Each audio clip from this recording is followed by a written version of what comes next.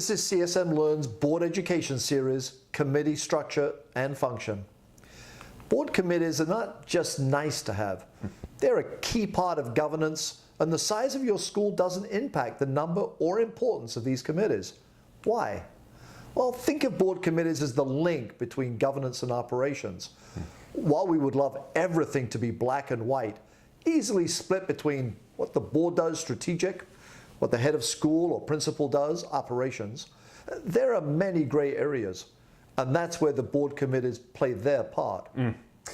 Simon, examples include the monitoring of cash flow or the engagement of donors for a capital campaign. Another very important example is the evaluation of the head or principal, where the board has to determine whether the operations of the school are going in the right direction. Things that couldn't be discussed at the board level because they include operations details can meaningfully be discussed at the committee level. Yeah, that's good.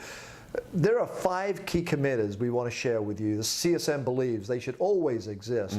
Number 1 is finance. It's the place where the budget is developed, cash flow monitored, and strategic financial management implemented. So important.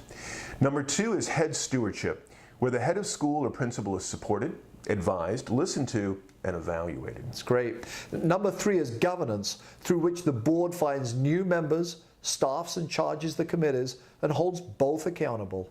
Stewards of your board culture, indeed. Yeah.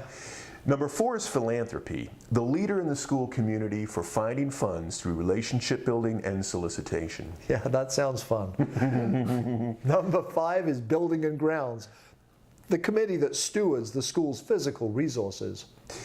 In order for these board committees to be effective, they need expertise beyond the board itself. Hence, except for the governance committee, they should each have several non-board members. This leads to the second reason for board committees.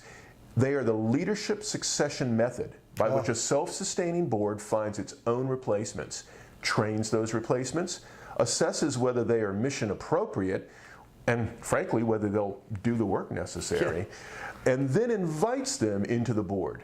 Remember, you don't have to be a board member to be on a board committee. Indeed, you don't have to want to be a board member to be on a board committee.